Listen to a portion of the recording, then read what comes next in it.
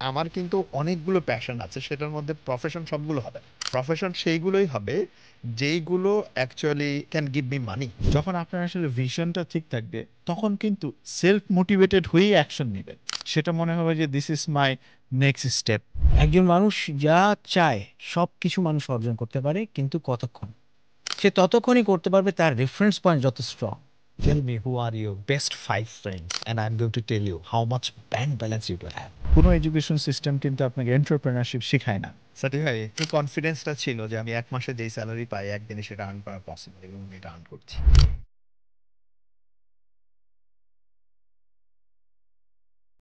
আসসালামু আলাইকুম and greetings. কেমন আছেন সবাই? মানুষ তার লাইফে আসলে অনেক কল্পনা করে, অনেক পরিকল্পনা করে এবং জীবনে কিছু হতে চায়।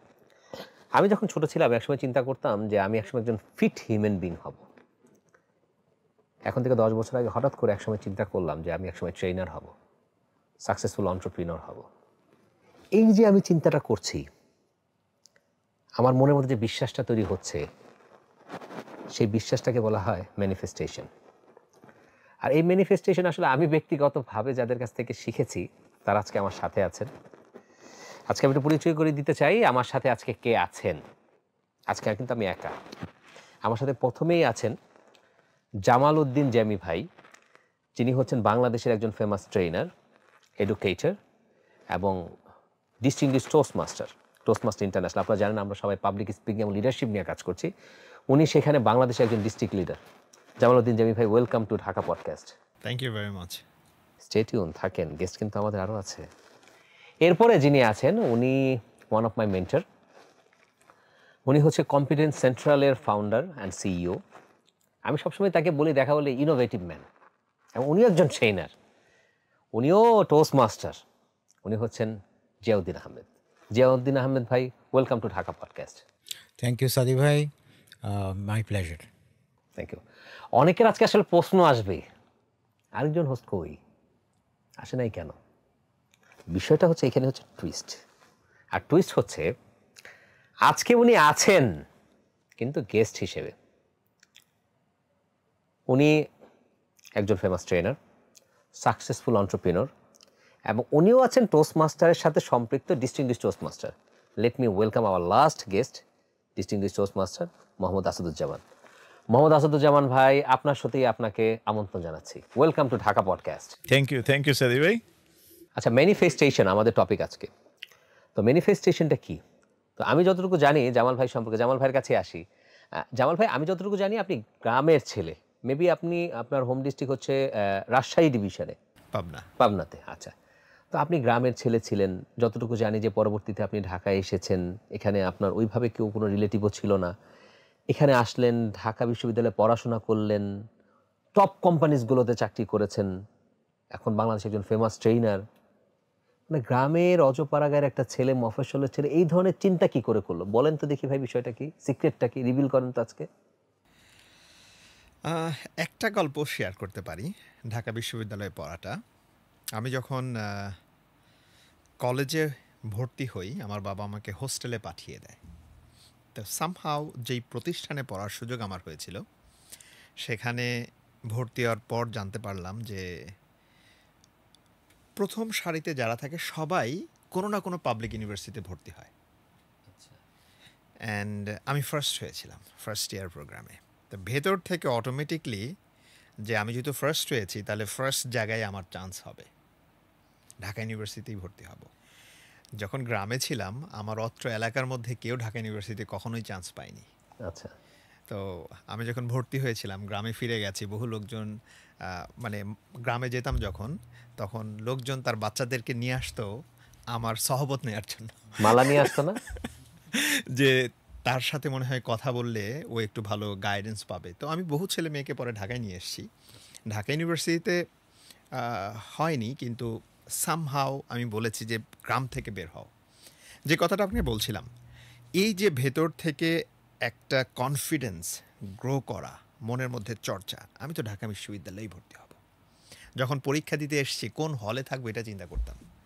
তা আমার মনে আছে আমার পছন্দ হয়েছিল সূর্য সেন হল, কিন্তু আমার অ্যালটমেন্ট ছিল মহসিন হল।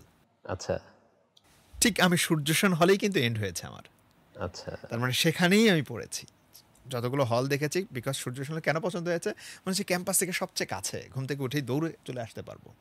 এই যে হলগুলো দেখে ওই হল পছন্দ হয়েছে, আমি কিন্তু ওই হলেই থেকেছি 4টা বছর। আচ্ছা, এই যে জানাটা, অনেক হিস্ট্রি আছে এর মধ্যে। যেমন আমি যখন পরীক্ষা দিতে আসি, আমি ঢাকায় কোচিং করিনি, আমি কুষ্টিয়াতে ছিলাম। যখন আমার ফ্রেন্ড সার্কেল যারা আরও ভালো স্টুডেন্ট ছিল, তারা ঢাকা ইউনিভার্সিটিতে ফর্মই তোলে না কেউ। আমি যখন ফর্ম তুলতে গেছি, তখন কোথাও ফর্ম নাই, কোনো কোচিংয়ে ফর্ম নাই। তা আমি একদম ব্যর্থ হয়ে যখন ফিরে যাব, একটা মেয়ে পেছন থেকে ডেকে কত বলল, সালের ভাইয়া, কথা এটা? এটা 2003 সালের দিকে। একটা মেয়ে আমাকে পিছন থেকে ডেকে বলছে যে, ভাইয়া আমার 2টো ফর্ম আছে, আমার মামা ঢাকা থেকে একটা কিনেছিল আর আমি এখান থেকে একটা নিয়েছি, আপনি কি একটা নিতে চান? তখন অনলাইনে ফর্ম নাই, তখন ফিজিক্যালি ফর্ম কিনতে হতো।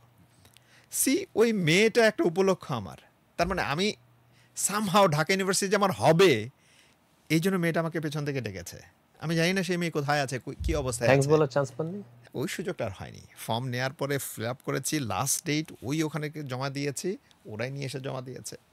ইনফ্যাক্ট যখন রেজাল্ট হয়, আমি এক বড় ভাইয়ের কাছে আমার রোল নাম্বারটা দিয়ে গিয়েছিলাম। তো বড় ভাই ফোন করে আমাকে জানালো, তোমার চান্স হয়নি।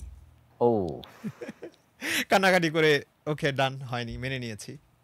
তো আমার এক ফ্রেন্ডের চান্স হয়েছে। সামহাও ওর সাথে আমি পাবনা শহরে যাই, ওর কিছু ডকুমেন্টেশনের ব্যাপারে। তো বলে যে ঠিক আছে, আসছি যেহেতু, একটু ইন্টারনেটে চেক করি আমার সাবজেক্ট ওয়াইজ। অ্যান্ড ইন্টারেস্টিংলি আমি বললাম দেখি আমারটাও চেক করি। চেক করে দেখে যে আমি মেরিট লিস্টে। অথচ আমি যার কাছে আমার রোল নাম্বার দিয়ে গেছি, সে বলছে যে আমার চান্স হয়নি। তার মানে এই যে কলেজ লাইফে যখন হোস্টেলে থাকতাম, ফ্রেন্ডরা যখন মিলে আড্ডা দিতাম, ভেতর থেকে একদম ফোস্টার করা জিনিস যে পাবলিক ইউনিভার্সিটিতে 25-30টা ছেলে মেয়ে চান্স পায়, আমি যেহেতু ফার্স্ট, আমারটা ঢাকা ইউনিভার্সিটিতেই হবে। দেখেন, 2টো বাধা, এক ফর্ম ছিল না, কোত্থেকে যেন ফর্ম আল্লাহ জোগাড় করে দিয়েছে। চান্স হয়নি বলে দিয়েছে, মেনে নিয়েছি। আল্লাহ আমাকে শহরে নিয়ে গেছে এবং চেক করিয়েছে, দেখলাম মেরিট লিস্টে একদম মানে সিরিয়ালে প্রথম দিকে, যেটা আমার সে বড় ভাই বলেছে হয়নি। কিন্তু জামাল ভাই, এখানে ম্যানিফেস্টেশনের সাথে কানেকশনটা কোথায়? ভাই, manifestation is nothing but you have to be before you become something. ভেতর থেকে যখন আপনি হয়ে যাবেন। আরেকটা এক্সাম্পল বলি, আমার লাইফে এখন তো আমি ট্রেনিং ইন্ডাস্ট্রিতে আছি, বহু মিটিং করতে হয় বহু কোম্পানির সাথে। যখন একটা মিটিংয়ে যাই, আমি যেতে যেতেই মিটিংয়ের সিনারিওটা কি হবে, ওই কনভারসেশনে রেজাল্টটা কি হবে, এটা আমি একদম একটা ভিজুয়ালাইজেশনে নিয়ে আসি, কল্পনায় নিয়ে আসি যে ওকে এরকমটা হচ্ছে এবং আমি এরকমটা ট্রেনিং পাচ্ছি, আমি এত টাকা এখান থেকে আর্ন করছি, অ্যান্ড আমি এইভাবে সেলিব্রেট করছি, এই জিনিসগুলো আমি কন্ট্রিবিউট করছি, ওদেরকে এই পর্যায়ে নিয়ে যাচ্ছি, আমার ফিডব্যাকগুলো এরকম হচ্ছে, এই জিনিসগুলো আমি কল্পনায় নিয়ে চলে আসি। অটোমেটিকলি ভেতর থেকে চলে আসে কেন যেন আমার। অ্যান্ড পরে যখন প্রজেক্টটা শেষ হয়, আমি দেখি মিলে যায় অনেক ক্ষেত্রেই। দ্যাটস কল্ড আলটিমেটলি, যদি আমি ম্যানিফেস্টেশনের ভাষায় আসি, যে be before you become that. Thank you Jamal ভাই, আমরা আসলে অনেক কিছু জানলাম। এরপর আমরা যেতে পারি জিয়া ভাইয়ের কাছে। জিয়া ভাই, আমি যতটুকু জানি আপনার সম্পর্কে, আপনি এক সময় ব্যাংকে ছিলেন, সেখানে টপ লেভেলে ব্যাংকে আপনি লিড করেছেন। তো আসলে অল ইন আ সাডেন এমন কি হলো, বা এমন কি ম্যানিফেস্টেশন হলো আপনার মাইন্ডে যে সে চাকরি আপনি ছেড়ে দিলেন? আপনি, আমরা বলতে পারি স্টুডিও, এরকম একটা স্টুডিও, এটা আপনার স্টুডিও যেটা আমরা জানি, সেই স্টুডিও আপনি করলেন, নিজে ট্রেনার হলেন, ইনোভেটিভ জিনিস নিয়ে কন্টেন্ট তৈরি করছেন। কিভাবে এটা হলো যদি একটু বলেন। আসলে ব্যাপারটা হচ্ছে যে ছোটবেলা থেকেই আমরা যা ভাবি তা কিন্তু আসলে ঘটে যায়, রাইট? এখন আমি সবসময় চিন্তা করতাম যে আমার ভিতরে যে স্কিলস আছে সেটা হচ্ছে নলেজকে শেয়ার করা। আমি যে কোনো জায়গায় যখন এটা করার সুযোগ পেতাম, আমি কিন্তু আনন্দ লাভ করতাম। যেমন ছোটোবেলায় যখন ক্লাসে পড়াশোনার বাদে এক্সট্রা কারিকুলার অ্যাক্টিভিটি হতো, যেখানে এক্সটেম্পোর স্পিচ হতো, আমি যখন যেতাম ওখানে আমার কিন্তু নিজের পার্সোনাল স্টোরি অ্যাড করতাম। যখন দেখতাম যে সবাই শুনে চোখ মুখ উজ্জ্বল হয়ে যাচ্ছে, আমি ভালো ফিল করতাম। ইভেন এই জিনিসটা ছোটোবেলা থেকেই ছিল। যখন ব্যাংকে আসলাম, ব্যাংকে আমি ভাবতাম যে ব্যাংকে ব্যাংকে আসছি, আমার কাস্টমারদের সাথে কথা বলবো, তাদের সমস্যার সমাধান করব এবং তারাও ঠিক একই রকম খুশি হবে। তো এটা কিন্তু নলেজ শেয়ারিংয়ের একটা পার্ট। যখন ব্যাংকের বিভিন্ন পজিশনে ছিলাম, ম্যানেজার অপারেশনস ছিলাম, তারপর রিস্ক রিভিউয়ার ছিলাম এবং ফাইনালি আমি ট্রেনিং ইনস্টিটিউটের ফ্যাকাল্টি মেম্বার ছিলাম। এই স্টেপ বাই স্টেপ যত আমি আর কি একটা থেকে একটা রোল চেঞ্জ হতে থাকে, তখন কিন্তু আমি আবিষ্কার করতে থাকি আমার যে কোর স্কিল সেটা হচ্ছে নলেজ শেয়ার করা, এইটাতে আমি ভালো। তা এটা কিন্তু হচ্ছে কি, অর্থাৎ কি নলেজ শেয়ারিং, ট্রেনিং, লার্নিং, হ্যাঁ, নলেজ ডিসপার্সিং। আর একটা ইংরেজিতে কথা আছে যে সিগন্যাল ওভার নয়েজ, যত সময় যেতে থাকে সিগন্যালগুলো গাঢ় হতে থাকে। লাস্টে খেয়াল করে দেখবেন যে ব্যাংকে আমি যখন ট্রেনিং ডিপার্টমেন্টে ছিলাম, ফ্যাকাল্টি মেম্বার ছিলাম, আমি দেখলাম যে সিগন্যালগুলো খুব স্ট্রং হচ্ছে। অর্থাৎ আমি লার্নিং অ্যান্ড ডেভেলপমেন্টে যত কাছাকাছি যাব, যত বেশি লোকের কাছে যাব তত ভালো। আগে কাস্টমারদের কাছে নলেজ ডিসপার্স করতাম, তারপরে করতাম হচ্ছে ব্যাংকের যারা স্টাফ আছে, এমপ্লয়িজ আছে তাদের কাছে, এবং ফাইনালি আমি দেখলাম যে সিগন্যাল যেহেতু স্ট্রং, কেন না ওয়ান টু মেনিতে চলে যাই, অনেক লোকের কাছে ছড়িয়ে যাই। তখন আমি ওই আগে থেকেই ব্যাংকে চাকরি ছাড়ার 5 বছর আগে থেকে আমি ঠিক করি যে না, আমি এন্টারপ্রেনিউর হব এবং আমার উপাদান হবে, বিজনেসের মূল উপাদান হবে ইনফরমেশন, এবং আমার কাজ হচ্ছে এটাকে ডিসপার্স করা বা শেয়ার করা। সেই থেকে কম্পিটেন্স সেন্ট্রালের জন্ম। চাকরি ছেড়ে কম্পিটেন্স সেন্টার তৈরি করি এবং আপনারা তো জানেনই যে রিলস তৈরি করি, ট্রেনিং দেই। তো আই ফিল গ্রেট, কারণ আমি ইনফরমেশন ডিসপার্স করতে পারছি এবং মানুষের জীবন যখন আমার এই ইউনিক ইনফরমেশনের জন্য যখন দেখি চেঞ্জ হচ্ছে, মানে এটার যে একটা প্লেজার, এটা আসলে কোনো কিছুর সাথে তুলনা করা যায় না। যে ভাই আপনি একটা শব্দ বলেছেন সিগন্যাল, এই বিষয়টা নিয়ে আমি পরে আসবো। আমি একটু আসাদ ভাইয়ের কাছে যাচ্ছি। আসাদ ভাই, এতদিন তো ঢাকা পডকাস্টে আপনি হচ্ছেন হোস্ট ছিলেন, আজকে গেস্ট হয়ে কেমন লাগছে? খুব ভালো লাগছে। খুব ভালো লাগছে। তো আমারও ভালো লাগছে, আমি একা হোস্ট হতে পেরেছি। আচ্ছা, আসাদ ভাই, আমরা আপনার সম্পর্কে যতটুকু জানি যে আপনি এক সময় খুব ইন্ট্রোভার্ট ছিলেন এবং আপনি আপনার বিজনেস নিয়েই থাকতেন, কিন্তু এখন আবার আপনাকে অন্যভাবে আমরা দেখছি আপনি ট্রেনিং ইন্ডাস্ট্রিতে শাইন করছেন, পাশাপাশি আপনার বেশ কিছু বিজনেস আছে, অনেকের সাথে আপনি মিশছেন। তো এই যে ট্রান্সফরমেশনটা আসলে এটা কিভাবে হলো, কিভাবে এটা শুরু হলো? আচ্ছা, আমি যদি ছোটবেলার কথা বলি, আমি যখন স্কুলে পড়তাম, আমি আমার যে স্কুলের ডায়েরি ছিল সেখানে লিখে রাখতাম যে আমি ক্লাস 6-এ পড়ছি, ক্লাস 7 আমি ফার্স্ট বয় হব, প্রথম হব, ক্লাস 8-এ প্রথম হব।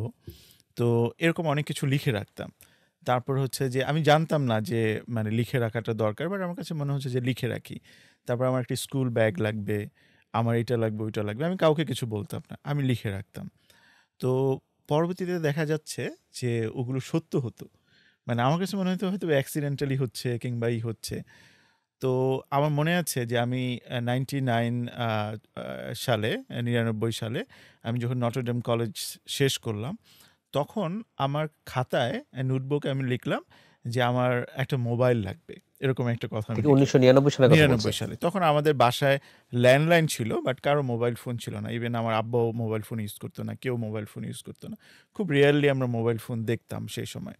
তো আমার কোনোভাবেই সম্ভব না যে একটা ইন্টারমিডিয়েটের ছেলে, তাকে একটা মোবাইল ফোন তার বাবা মা কিনে দিয়েছে, নিজে না কিনে। মানে ওই সময়ের জন্য পার্সপেক্টিভে কিন্তু এটা সত্য হওয়ার সম্ভাবনাটা অনেক কম। এখনকার সময় সম্ভব, যেমন আমার বাচ্চাকে হয়তো বা যে ক্লাস 8-এ পড়ে অথবা আমি তাকে একটা মোবাইল দিতে পারি, বাট ওই সময় কিন্তু কেউ কাউকে দিত না। তো আমি এটা লিখে রাখছি। তো মানে I was not sure like এটা কখনো সত্য হবে কিনা। তো আমি দেখলাম যে কয়েকদিন পরে আমার আম্মু আমাকে ঘুম থেকে উঠাচ্ছে যে হ্যাঁ তুমি ওঠো, তোমার মামা তোমার জন্য একটা মোবাইল নিয়ে এসেছে। তো ওই মোবাইল নাম্বারটা আমি এখনও ইউজ করছি 99 সাল থেকে আজ পর্যন্ত, আমার সেম নাম্বার। তো এটা আমার কাছে খুব অবাক লাগতো। তো ওই সময় কিন্তু কেউ আমাকে বলে নাই যে তুমি লিখে রাখো এবং ওইটা নিয়ে চিন্তা করো, ওইটা নিয়ে ভিজুয়ালাইজ করো, ড্রিম দেখো, এটা সত্য হবে। কিন্তু আমি এটা করতাম। আমি দেখতাম যে আমি স্কুলে প্রথম হব, নেক্সট ইয়ারে সবাই আমাকে রেসপেক্ট করবে, টিচাররা প্রশংসা করবে। তো এরকম আমি বারবার যখন করতাম, এবং আপনারা হয়তো পরবর্তীতে দেখেছেন যে দ্য সিক্রেটস আমরা দেখেছি, ল অফ অ্যাট্রাকশন দেখেছি। তো পরে আমি এটা মিলাতাম যে আসলে তো এগুলো তো আমি ছোটোবেলা থেকে লিখে রাখতাম, এগুলো সত্য হতো। এবং আপনি কখনো খেয়াল করেছেন কিনা আপনারা যে অনেক সময় এরকম হয় না যে আপনি কোনো ফ্রেন্ডের কথা চিন্তা করলেন, বা সে আপনাকে কল দিচ্ছে, হ্যাঁ, হয় না? যে অনেক কিন্তু হয়। আপনি হয়তো বা কারোকে মেসেজ দেওয়ার চিন্তা করছেন, সে আপনাকে মেসেজ দিচ্ছে। তো তো আমার কাছে এগুলো না খুব লাগতো যে কি ব্যাপার, মানে এটা কিভাবে সম্ভব, সে কিভাবে বুঝলো যে মানে আমি তাকে কল করতে চাচ্ছি। আমি অনেকবার জেমি ভাইকে ফোন দিই, জেমি ভাই উল্টা আমাকে ফোন দিচ্ছে। আমি বলি, জেমি ভাই আপনি ফোন দিলেন, আমি তো আপনার কথা চিন্তা করছিলাম। আমরা মাঝে মাঝে বলি যে আমি কি আপনাকে মিসড কল দিয়ে মিস ফেলেছি, কল দিয়ে ফেলেছি কিনা, আসলে কিন্তু মানে এটা দেয়নি। হচ্ছে বিয়ন্ড কাকতালীয়, কাকতালীয়। বিয়ন্ড কাকতালীয়। টেলিপ্যাথি। হ্যাঁ, আমি একটা বই পড়েছিলাম অনেকদিন আগে, অনেক বছর আগে, চাপরাশ নামে। এটা লেখা ছিল হচ্ছে ভারতীয় একজন লেখকের লেখা ছিল। তো চাপরাশে একটা গল্প ছিল। গল্পটা এরকম যে ভারতে অনেক জায়গায় হচ্ছে সাধু সন্ন্যাসীরা মানে থাকে। তো ওরা একজন আরেকজনের সাথে মানে করে কমিউনিকেট করে। মানে ওদের কিন্তু কোনো মোবাইল ফোন কিংবা টেলিফোন নাই, কিন্তু একজন ধরেন 100 কিলোমিটার 200 কিলোমিটার দূরে থাকে, ওরা হচ্ছে কমিউনিকেট করে। চাপরাশ বইটাতে লেখা আছে, বুদ্ধদেব গুহের লেখা বইটা। তো ওখানে বলছে যে এইটা ওরা যেটা করে টেলিপ্যাথির মাধ্যমে করে, যে ধরেন টেলিফোন নাই বাট আপনি ওর কথা চিন্তা করছেন, সে আপনার কথা চিন্তা করছে, আপনি তার কথা চিন্তা করছেন, সে আপনার কথা চিন্তা করছে, এবং ওরা না ওই টেলিপ্যাথিটা হয়তো বা কোনো একটা পর্যায়ে নিয়ে গেছে যেখান থেকে ওরা মেসেজও দিতে পারে যে ওকে আমি তোমার সাথে দেখা করতে চাই। তারা হচ্ছে ধরেন কারো কথা, তার শিষ্যের কথা মনে করলো, শিষ্য গুরুর কথা মনে করলো, এবং সে তাকে বলছে যে সে দেখা করবে এরকম। তো পরবর্তীতে এটা ওরা দেখা করছে, মানে তাদের ডিস্টেন্স কিন্তু 100 কিলোমিটারের মতো, 50 মাইলের মতো, 100 মাইলের মতো। ওরা রওনা দিচ্ছে, পথির মধ্যে দেখা হচ্ছে, মানে একই রাস্তায় আসছে, কিন্তু তার কিন্তু অনেক অল্টারনেটিভ পাথ আছে যেখান দিয়ে যেতে পারে, বাট ওরা একই রাস্তায় আসছে, দেখা হচ্ছে। তো আমার মনে হয় যে আমরা আসলে সবাই এনার্জি, যে আমরা যারা আছি সে সবাই সোল, যে আল্লাহ কিন্তু আমাদের সোল হিসেবে বানাইছে। তো সুতরাং সবাই কিন্তু আমরা কিন্তু এনার্জি। তো একটা এনার্জি আরেকটা এনার্জিকে কি করছে, অ্যাট্রাক্ট করছে, কমিউনিকেট করছে। এবং আরেকটা জিনিস আপনারা যদি খেয়াল করেন যে যারা সিমিলার মাইন্ডসেট তারা কিন্তু একসাথে হয়, তারা একসাথে কথা বলে, তারা একসাথে বিজনেস করে। আবার ডিফারেন্ট যারা মাইন্ডসেট তারা কিন্তু ডিফারেন্ট। তার মানে হচ্ছে যে আপনার যে লেভেল অফ সিগনাল, যে আপনার যে ভাইব্রেশন, আপনি কিন্তু সিমিলার ভাইব্রেশনের আরেকজনকে অ্যাট্রাক্ট করছেন।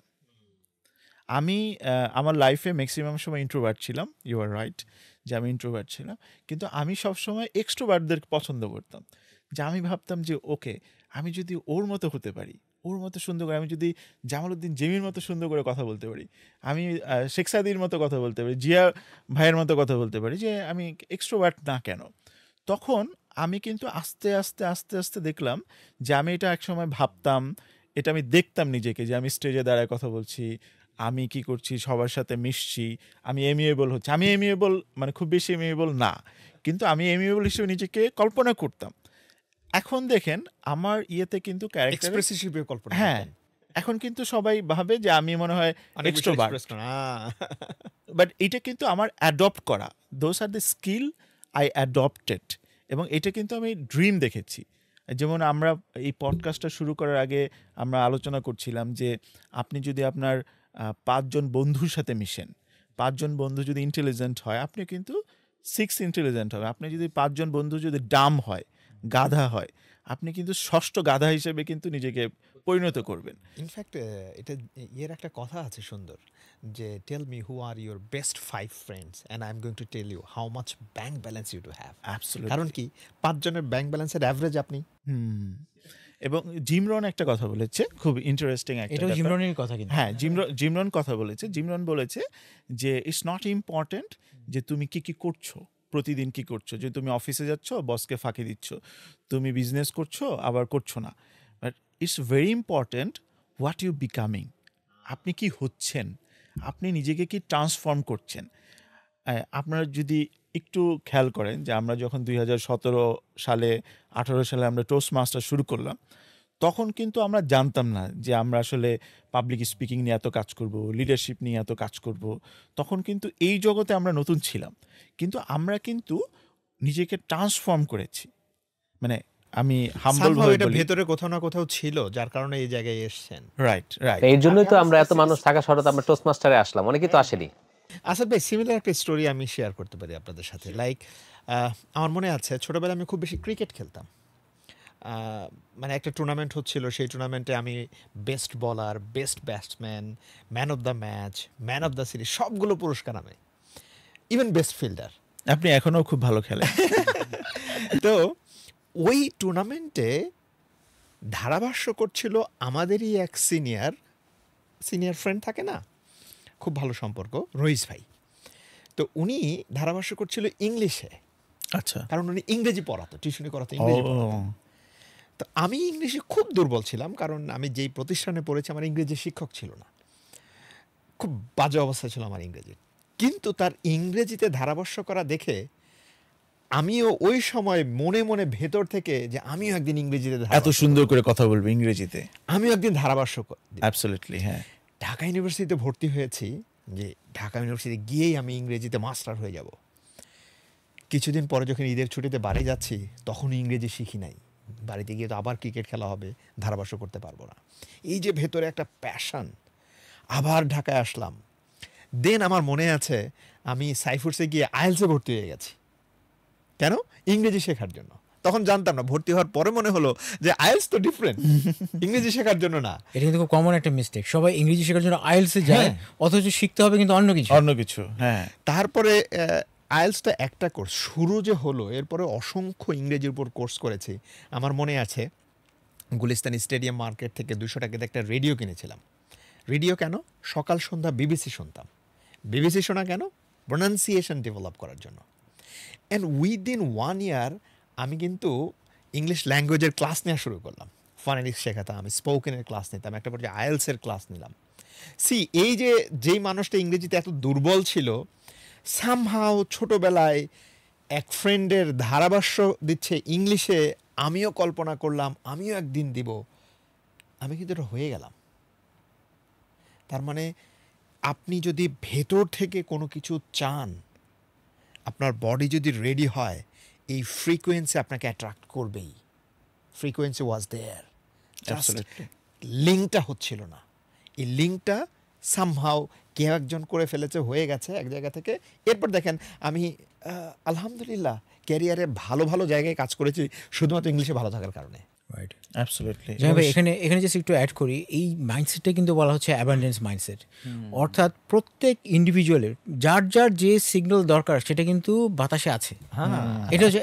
এটা বিলিভ করাটা, এই যে অ্যাবান্ডেন্স মাইন্ডসেট, এটাকে বরণ করে নেওয়া, এটাই কিন্তু আসলে পার্থক্য হয়ে যায়। রাইট, আমার মনে আছে যে আমি ভাই এই জন্য বাইরের জানলা খুলে দিয়ে ঘুমায় রাতের বেলা, কারণ কি ফ্রিকোয়েন্সি নাকি তাড়াতাড়ি কানেক্টেড হয়। না, আমার মনে আছে যে সেই ফ্রিকোয়েন্সি থেকেও ডিফারেন্ট। রাইট, আমার মনে আছে যে আমি একটা জব করতাম, খুব মানে টাফ জব ছিল। আই উড সে যে 12 ঘন্টা আমাকে কাজ করতে হতো। কোরিয়ান বসের আন্ডারে? না, এটা ছিল হংকং বসের আন্ডারে, এবং আমাকে সকাল 8টা থেকে রাত 8টা পর্যন্ত আমাকে ফ্যাক্টরিতে থাকতে হতো। এবং এই 12 ঘন্টার মধ্যে আমি হয়তো বা 1 ঘন্টা বসার সময় পাইতাম না। আমাকে হাঁটাহাঁটি করতে হইতো, মেশিনে যাইতে হইতো, ওয়ার্কারদের সাথে কথা বলতে হইতো, প্রোডাকশন দেখতে হইতো, এরকম ছিল। তো আমি অনেক বছর ওখানে যখন কাজ করছিলাম, মানে ধরেন আমার মনে হয় 2004-05-এর দিকে আমি শুরু করি। তো তখন এই যে প্রতি বছর মানে বছর চলে যাচ্ছে, বাট আমার আসলে কোনো পরিবর্তন হচ্ছে না। তো একটা সময় আমি 2007-এর দিকে দ্য সিক্রেটস বের হলো, ল অফ অ্যাট্রাকশন, এবং ওইটা আমি দেখলাম, রন্ডা ব্রায়ানের। হ্যাঁ, তো আমি ওটা দেখলাম। তখন আমি ভাবলাম যে ওদের যদি চেঞ্জ হতে পারে, ওয়াই নট মি, মানে আমার কেন চেঞ্জ হবে না। তখন আমি আমার ফ্রেন্ডদেরকে বললাম যে বন্ধু, আমি তো বড় পজিশনে যেতে চাই, তাহলে আমি কী করতে পারি? তখন একজন বললো যে তুমি এক কাজ করো, তুমি তো ইঞ্জিনিয়ার, তুমি MBA করো। তো MBA কোথা থেকে করবা? যে MBA IBA থেকে করো। তুমি যদি IBA-তে চান্স পাও ঢাকা বিশ্ববিদ্যালয়ে, that would be the best one, এবং তোমার জব মার্কেটের জন্য ভালো হবে। এখন একজন মানুষ 12 ঘন্টা ধরেন কাজ করে, তারপরে বাসা থেকে যাওয়া আসা আরও 3-4 ঘন্টা চলে যেত, কারণ এটা ছিল সাভারে। তো অলমোস্ট ধরেন 16 ঘন্টা নাই। তো আপনি ঘুমাবেন কখন আর পড়বেন কখন? তখন আমি ডিসাইড করলাম যে না, আমি এটা করব। আমি যদি MBA করি তাহলে হয়তো আমি ম্যানেজার হতে পারবো। তো আমি স্বপ্ন দেখতাম, ড্রিম দেখতাম যে এই ফ্যাক্টরিতে আমি একটা সময় ম্যানেজার হব। কিন্তু ওখানে ম্যানেজার পজিশনে যারা ছিল তারা ম্যাক্সিমাম হয় ফরেনার ছিল, হংকংয়ের ছিল, চাইনিজ ছিল, আর অন্যরা হয়তো বা একটু এইজ ছিল, ধরেন হয়তো বা 40 বছর বয়স এরকম ছিল। আর I was like 25-26 years old. তো আমার পক্ষে তো ম্যানেজার হওয়াটা একটু টাফ ছিল ওই সময়। তো আমি স্বপ্ন দেখতাম যে আমি IBA-তে চান্স পেয়েছি, MBA করছি, এবং আমি কোম্পানির ম্যানেজার হয়েছি। তো আমি প্রতিদিন না এটা আমি ভাবতাম, মনে মনে ভাবতে ভালো লাগতো যে এরকম আমি IBA-তে যাচ্ছি, করছি। তো আমি ওটা লিখে রাখতাম যে ওকে আমি আইবিএতে পরীক্ষা দিব, তারপরে কী করবো। এরপরে থেকে যেটা হচ্ছে আমি প্রিপারেশন শুরু করি যে যদি আমি আইবিএতে চান্স পেতে হয় তাহলে আমাকে কিছু কোচিং করতে হবে কিংবা কিছু বইয়ের প্রবলেম সলভ করতে হবে। তো আমি 25 বছরের আইবিএর যে 25 বছরের যে এমবিএর যে অ্যাডমিশন টেস্টের যে সেগুলো আমি প্রতিদিন সলভ করতাম। তো আমি সলভ করার কোনো সময় পেতাম না। আমি দেখতাম যে যখন লাঞ্চের টাইম ছিল তখন আমাকে 1 ঘন্টা সময় দেওয়া হতো, যে 1 ঘন্টা হচ্ছে লাঞ্চ টাইম সবার জন্য। তো আমি 1 ঘন্টা কী করতাম, যে 10 মিনিট অথবা 15 মিনিটে খাবার টাবার খেয়ে আমি ওই সময় প্রবলেম সলভ করতাম, ম্যাথগুলো সলভ করতাম, এবং 5-10 মিনিট আমি একটু ভিজুয়ালাইজ করার চেষ্টা করতাম যে আমি আইবিএতে চান্স পেয়েছি, আমি এই কোম্পানির ম্যানেজার হয়ে গেছি। তো যদিও খুব ফানি, মানে ওই সময় যদি আমি কাউকে শেয়ার করতাম ফানি মনে হতে পারে। এবং আমি আমার কয়েকটা ফ্রেন্ডকে বলছি যে আমি তো আইবিএতে পরীক্ষা দিব। তো ওরা বলছে যে তুই আইবিএতে পরীক্ষা দিলে জীবনও চান্স পাবি না, তুই সারাদিন কাজ করস, তোর ইটি, তুই যদি চান্স পাস তাহলে আমি কি করবো জানোস, আমি গাধার পিছনে ঘুরবো। তো আমি বললাম যে ঠিক আছে। পরে আমি যখন পরীক্ষা দিলাম তখন দেখা গেল যে আমি চান্স পেলাম। এবং খুব মজার ব্যাপার হচ্ছে যে সাইফোর্সের একজন, আমি নাম বলছি না, উনি অনেক বড় একজন টিচার, উনি সাইফোর্সে কোচিং করা এমবিএর, উনি ওটার হেড ছিলেন আর কি। তো উনি আমার সাথে পরীক্ষা দেয়, মানে জাস্ট চেক করার জন্য, অনেক সময় নিজেকে চেক করার জন্য ওনারা পরীক্ষা দেয়। তো আমিও পরীক্ষা দিলাম, উনিও পরীক্ষা দিল। পরে যেটা হলো আমি চান্স পেলাম, উনি পেল না। মানে এটা খুব ইন্টারেস্টিং। তো উনি বললো যে তুমি চান্স পাইলে আমি পাইলাম না, এক কাজ করো তুমি সাইফোর্সে মাঝে তুমি কোচিং করাও, মানে তুমি লেকচার দাও এমবিএ অ্যাডমিশন টেস্ট, আইবিএর অ্যাডমিশন। তখন এটা খুব মানে ছিল লুক্রেটিভ একটাই ছিল, 2010-এর কথা আর কি। তো পরে আমি বললাম স্যার আমি তো জব করি। তো বললো তুমি ফ্রাইডেতে করাও। তো আমি জবের পাশাপাশি আমি সাইফোর্সে প্রতি ফ্রাইডেতে 2010-এ আমি উত্তরা ব্রাঞ্চে ক্লাস নিতাম। আপনি কি ম্যানেজারও হয়েছিলেন তখন? তখন আমি যে মানে যেহেতু আপনি সামহাও এটা মনের মধ্যে কল্পনায় নিয়েছিলেন যে আপনি আইবিএতে ভর্তি হবেন, ম্যানেজারও হবেন। হ্যাঁ, এটা খুব ইন্টারেস্টিং। আমি আইবিএতে চান্স পাওয়ার ইমিডিয়েটলি আমি ম্যানেজার হই, এবং সেটা ছিল I was like youngest manager, মানে ওই কোম্পানিতে ওই সময় যখন আমি ছিলাম ইয়াংগেস্ট ম্যানেজার। কারণ সবাই অনেক মানে 40-এর মতো অ্যারাউন্ড এইজ ছিল, আমি সবচেয়ে ছোট এবং কম বয়সী ছিলাম। হয়তো আমার বয়স তখন 27-28 এরকম হবে। তো আমি ম্যানেজার হই, এবং তখন আমার কাছে খুব মানে আশ্চর্য লাগলো যে আমি আইবিএতে কীভাবে চান্স পেলাম, আমি কীভাবে ম্যানেজার হইলাম। তো একটা জিনিস আমার কাছে মনে হয়েছে যে আমি হয়তো ওই ফ্রিকোয়েন্সিটাকে অ্যাট্রাক্ট করার চেষ্টা করছিলাম। আমি দেখছিলাম যে আমার যেটা বলে না মনের চোখ, যে মনের চোখে দেখছিলাম আমি ম্যানেজার হচ্ছি, আমি আইবিএতে চান্স পেয়েছি। তারপর হচ্ছে এটার পাশাপাশি আমি প্রতিদিন কিছু অ্যাকশন নিতাম। অ্যাকশন হচ্ছে আমি প্রবলেম, যেমন অ্যাডমিশন টেস্টের প্রবলেমগুলো সলভ করতাম। তো এটা কিন্তু আমি প্রতিদিন করতাম। আবার হচ্ছে ম্যানেজার হওয়ার জন্য অন্য যেই স্কিল দরকার, যেমন পিপল ম্যানেজমেন্ট, যে ওয়ার্কারদের সাথে মেশা, সুপারভাইজারদের সাথে মেশা, তাদেরকে ম্যানেজ করা, তাদের কাজগুলোকে ম্যানেজ করা, ইফিসিয়েন্সি বাড়ানো। আস্তে আস্তে যেটা হলো ওভার দ্য ইয়ার্স, ওই সময় সবাই, আমি ম্যানেজার না হলেও মানে আমার কাজগুলো ছিল ম্যানেজারের মতো, এবং সবাই আমাকে রেসপেক্ট করা শুরু করলো যে হি অ্যাক্ট লাইক এ ম্যানেজার, এবং তার পিপল ম্যানেজমেন্ট স্কিল ভালো। একটা সময় ম্যানেজমেন্ট চিন্তা করলো যে সে ডিজার্ভ করে ম্যানেজার হওয়ার জন্য, এবং তখনও হচ্ছে আমাকে দায়িত্ব দেওয়া হলো। পরবর্তীতে আমি ফ্যাক্টরি ম্যানেজার হইলাম। তো এইগুলো না আসলে আপনি যেটা বললেন যে কিভাবে আসলে হলো, তো একটা সময় আমার কাছে মনে হতো যে এগুলো মনে হয় অ্যাক্সিডেন্ট, যে আমি স্বপ্ন দেখলাম, আমি চিন্তা করলাম, এটা হয়ে যাচ্ছে। বাট এর সাথে যখন আপনি চিন্তা করছেন, বারবার চিন্তা করছেন, ড্রিম দেখছেন, আবার সাথে সাথে যদি আপনি অ্যাকশন নেন, তাহলে হয়তো বা এটা ম্যাটেরিয়ালাইজটা হয়। মানে আপনি যেটা দেখছেন, আপনি যেটা ভিজুয়ালাইজ করছেন, সেটাকে আপনি হয়তো বা ম্যাটেরিয়ালাইজ করতে পারেন। আপনি যদি আপনার লাইফে সাকসেসফুল হতে চান, আপনার দরকার স্কিল ডেভেলপমেন্ট। আপনি যদি আপনার বেটার ভার্সন হতে চান, আপনাকে অবশ্যই ডেভেলপ করতে হবে আপনার স্কিল, যেমন situational leadership, public speaking and leadership skill, effective communication, mind mastery. এর জন্য রয়েছে অথেন্টিক একটা প্রতিষ্ঠান যারা আপনাকে হেল্প করবে আপনার স্কিল ডেভেলপমেন্টে। এমনই একটি প্রতিষ্ঠান হচ্ছে কনকোয়ারিং বাউন্ডারিজ, এবং যেখানে আছেন বাংলাদেশের একমাত্র সার্টিফাইড মাস্টার ট্রেনার সিচুয়েশনাল লিডারশিপের উপরে, এবং উনি হচ্ছেন আমাদের মোহাম্মদ আসাদুজ্জামান ভাই, যিনি সেখানে থাকছেন, এবং থাকছে তার পুরো টিম, যারা আপনাকে এই সকল বিষয়ে স্কিল করে তুলবে এবং আপনাকে নিয়ে যাবে নেক্সট লেভেলে।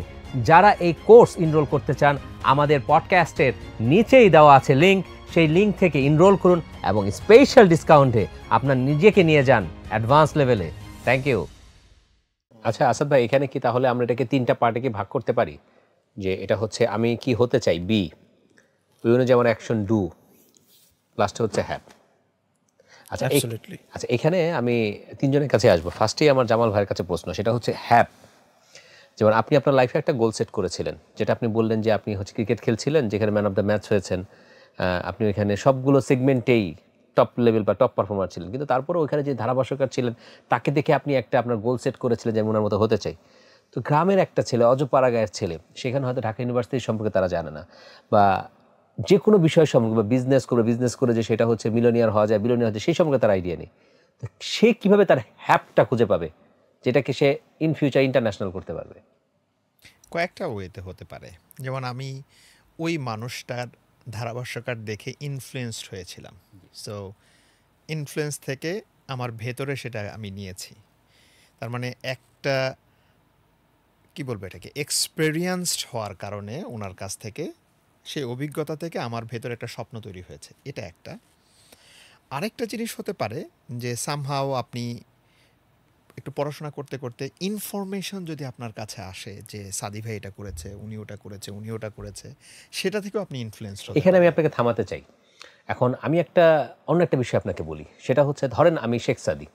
এখন আমি শেখ সাদি হিসেবে আমি ক্লিনিং করতে খুব পছন্দ করি, আমি ক্লিনার হতে চাই, প্যাশনেট, খুব ভালো পারি, কিন্তু এটার তো কোনো ফিউচার নাই। এই জিনিসটা আমি কিভাবে ফাইন্ড আউট করবো যে এটা আমার হ্যাভ হওয়া উচিত না? দেখেন, এই ক্ষেত্রে তাহলে আবার এটা ক্যারিয়ার প্ল্যানিংয়ের পার্ট হয়ে যায়। তো ক্যারিয়ার প্ল্যানিংয়ের পার্টে আমরা এইভাবে, যেহেতু ক্যারিয়ার কাউন্সিলর ছিলাম, এইভাবে চিন্তা করি যে এমন একটা জিনিস আমার ফিউচার ক্যারিয়ার প্রফেশন হবে, যেই জিনিসটা আমি ফ্রিতেও করতে ভালোবাসি, জি, পছন্দ করি, প্যাশনের জায়গা। তার মানে কি, প্রফেশন এবং প্যাশন দুইটার সংমিশ্রণে। এখন মনে করেন যে আমার ক্রিকেট খেলতে ভালো লাগে, জি। কিন্তু আমি তো ক্রিকেট খেলে পেট চালাতে পারবো না। তাহলে এমন একটা প্যাশন যেটার আবার মার্কেটেও ডিমান্ড আছে, মানে জামাল ভাই, আপনি কি বিষয়টা এরকম বলছেন যে ডিগনিটিও আছে। Passion, profession plus financial security, ওইটা কি হ্যাভ হওয়া উচিত? ওই যে যেটা হলো যে first you need to find your passion, মার্কেটেও এটার একটা ডিমান্ড আছে, that gives you money, that can become your good profession, and আপনি ওই জায়গায় সফল হতে পারবেন। সো আপনার যদি ক্লিনিং করতে ভালো লাগে, অ্যান্ড এটা যদি আপনাকে সামাজিক মর্যাদাও দেয়, and it gives money to run your family, তাহলে এটা আপনার প্রফেশন হতেই পারে। আর যদি মনে করেন যে না, এইটার আমি যেই লেভেলে চিন্তা করছি সেই সামাজিক মর্যাদা নেই, এইটার মার্কেটের ডিমান্ডটা ততটুকু নেই, আমি যেই লাক্সারিয়াস লাইফটা লিড করতে চাই সেই অনুযায়ী পেটা হবে না, so that could not be your profession. Passion থাকলে ওখান থেকে বের হয়ে আসতে হবে। তার মানে আমার কিন্তু অনেকগুলো প্যাশন আছে, সেটার মধ্যে প্রফেশন সবগুলো হবে না। আচ্ছা, প্রফেশন সেইগুলোই হবে যেইগুলো actually can give me money in the future, যার ফিউচার আছে। জামাল ভাই, তার মানে কি আমরা হ্যাভ ইকুয়াল টু বলতে পারি, বা হ্যাভ সমান সমান বলতে পারি যে প্যাশন প্লাস ফাইন্যান্সিয়াল সিকিউরিটি বা future, bright future plus profession, তখনই সেটা হ্যাভ হবে, রাইট? সেটা কিরকম? এক্স্যাক্টলি। আচ্ছা, আসবো এবার আমরা হচ্ছে জিয়া ভাইয়ের কাছে। জামাল ভাই যে বিষয়টা বললেন, আমি সেভাবেই আপনার কাছে আসি। তো আমি তো এটা ধরে নিলাম যে আমি ওই একটা বিষয় আমার হ্যাভ হবে। রাইট, যেমন আপনি বলেছেন যে আপনি ক্লিনিং পছন্দ হ্যাঁ, করেন। ধরেন আমি ক্লিনিং পছন্দ করি। ক্লিনিং কি ধরনের ক্লিনিং? লাইক হ্যাঁ, ক্লিনিং আমি পছন্দ করি, কিন্তু ক্লিনিং কিন্তু জামাল ভাইয়ের থিওরি অনুযায়ী এটা আমার হ্যাভ হচ্ছে না। ওকে, কারণ এটার হচ্ছে কোনো ব্রাইট ফিউচার নাই। এটা কোনো কিছু ধরে নিচ্ছি আমরা, যে কোনো একটা প্রফেশন, কেউ একজন ধরে নিচ্ছি যে সে ট্রেনারই হতে চায়। এখন ট্রেনার হতে চায়, সে দেখলো যে ট্রেনিং করাতে সে পছন্দ করে, তার ভালো লাগে, এটা তার প্যাশন। পাশাপাশি দেখলো যে না, এটা থেকে তার ভবিষ্যৎ সিকিউর হবে, ব্লু ওশান স্ট্র্যাটেজিতে সে আছে, অনেক বড় হওয়া যাবে, ইন্টারন্যাশনাল ট্রেনার হতে পারবে। পাশাপাশি সেটা প্রেশনকে নিলে এটা তার হ্যাভ হয়ে গেল। বিষয়টা হচ্ছে গ্রামের ওই ছেলেটা কিভাবে সেইটাকে তার মানে আমি এটা হব, এই বিশ্বাস সে নিজের মধ্যে আনবে। সাদি ভাই, তার আগে এই প্রশ্নের উত্তর দিচ্ছি যে সে কী করে হবে, রাইট? তার আগে আমি একটু হ্যাভ নিয়ে কথা বলতে চাই, যেটা আপনি বলছিলেন। এখানে খেয়াল করে দেখবেন যে আমি ভাইও কিন্তু বলেছি যে আপনি মনে করেন যে এখানে আমি ক্লিনিং আমার ভালো লাগে, কিন্তু এখানে যথেষ্ট মার্কেট নেই। এখানে ওনার কিওয়ার্ডটা কী ছিল খেয়াল করে দেখেন, আপনি মনে করেন। এটার অর্থ হচ্ছে যে রেফারেন্স পয়েন্টস। আপনি মনে করেন আপনার ধারণা আমার ক্লিনিং ভালো লাগে কিন্তু এটা মার্কেটে যথেষ্ট অপরচুনিটি নাই, ডিমান্ড নাই। কিন্তু ইমাজিন করেন যে আপনি ক্লিনিং পছন্দ করেন, আপনি ক্লিনিং নিয়ে কাজ করছেন, এমন সময় আপনি একটা এমন জিনিস আবিষ্কার করলেন, একটা ব্লু, যেটা কাপড়ে আপনি দিলে কাপড় সব পরিষ্কার হয়ে যায়, যেভাবে আবিষ্কার হয়েছিল রবিন লিকুইড ব্লু। এখন এটা অনেক লোক কিনছে, এই বাংলাদেশ থেকে ছাড়াই রবিন লিকুইড ব্লুর মতো আপনি কিছু একটা রেড লিকুইড ব্লু বের করলেন কিংবা সাদি লিকুইড ব্লু বের করলেন, এটা সারা পৃথিবী কিনছে। এটা পসিবল না, হতে পারে তো? তার মানে কি আপনি এখানে বলতে আমি এখানে বলতে যাচ্ছি যে আপনার রেফারেন্স পয়েন্টস, আপনি কি মনে করেন? আপনি যদি কিছু ভালোবাসেন, আমি একটা জিনিস বলি, এই দুনিয়ায় মানুষ সব কিছু করতে পারে যা সে ভালোবাসে, কিন্তু প্রশ্ন হচ্ছে কতক্ষণ। হয়তো সে সাস্টেইন করতে পারবে না, সে হয়তো ইনভেস্টার্স লাগবে, এই জিনিসগুলো তাকে অর্জন করতে হবে। একজন মানুষ যা চায় সব কিছু মানুষ অর্জন করতে পারে, কিন্তু কতক্ষণ সে করবে, কখন সে ছেড়ে দিবে, সে ততক্ষণই করতে পারবে তার রেফারেন্স পয়েন্ট যত স্ট্রং, তার নলেজ যত বেশি। তা আপনি যদি আসলেই ক্লিনিং পছন্দ করেন, আপনি যদি মনে প্রাণে শয়নে স্বপনে আপনি ক্লিনিংয়ের কথা ভাবেন, আপনি এমন একটা ব্রেক থ্রু করবেন সবাই খালি তাকায় থাকবে। একটা এক্সাম্পল দিই, মার্থা স্টুয়ার্ট। পৃথিবীর বিশ্বের অন্যতম ধনী মহিলা। উনি কি সেল করতেন জানেন? ওনার রান্না করতে পছন্দ করতেন, উনি রান্নার ইকুইপমেন্ট সেল করতেন। জেফ বিজোস, তাই না, এখন মনে বিশ্বের দ্বিতীয়, ইলন মাস্কের পরেই তার নাম। ভেবেছিলেন কি বই বিক্রি করবেন, বই সবাই ওনার ওখান থেকে নিবে, প্রথম অনলাইন লাইব্রেরি। ওনার রেফারেন্স পয়েন্ট এমন ছিল, উনি দেখতে পাচ্ছেন সারা পৃথিবীতে যাবে। ওই জায়গায় যদি আমি বলতাম না বই হবে শুধু আমেরিকাদের মধ্যে ছাড়াবো, কিন্তু উনি কিন্তু ওটা ভাবেন, উনি সারা বিশ্বের মধ্যে দেখেন ঘুরে ফিরে রেফারেন্স পয়েন্টে আসছে। এর অর্থ হচ্ছে আপনি যা কিছু চান সবই পাবেন, আপনার রেফারেন্স পয়েন্টটা বড় করতে হবে। এবং এটা কীভাবে করবেন হচ্ছে গিয়ে আপনি সবসময় চিন্তা করবেন যে আর কি অ্যাবান্ডেন্স মাইন্ডসেটে সবসময় বলবেন না যে আমার বাইন্ডিংসগুলা লিমিটসগুলো কী কী, আপনি বলবেন না what is possible, what is possible, nothing is impossible, কত এক্সটেন্ড পর্যন্ত যেতে পারি। ঠিক আছে, যেমন পৃথিবীতে আর কি মঙ্গল গ্রহে যাওয়ার কথা কেউ ভাবছিল না, ইলন মাস্ক প্রথম ভাবছে। এখন দেখেন ওইটার পরে কত কিছু স্পিন অফ হয়েছে, স্টারলিংক তৈরি হয়েছে, তারপর ব্লু অরিজিন, এখন তারা আর কি কি মহাকাশে তারা ট্রাভেলের কথা ভাবছে, সেখান থেকে ইনকাম হবে। তারপর মঙ্গল গ্রহে যেতে চাচ্ছে, সেটার সাথে কি হলো যে বিভিন্ন দেশের স্যাটেলাইটগুলো স্পেস এক্স পাঠাচ্ছে, তো অনেক বিজনেস তৈরি হচ্ছে না। এই টাকাটাই, এই যে বিভিন্ন জায়গা থেকে ক্ষেত্র থেকে যে টাকা আসবে, সেটাই কিন্তু মঙ্গল গ্রহের যে বিশাল খরচ সেটা মিট করবে।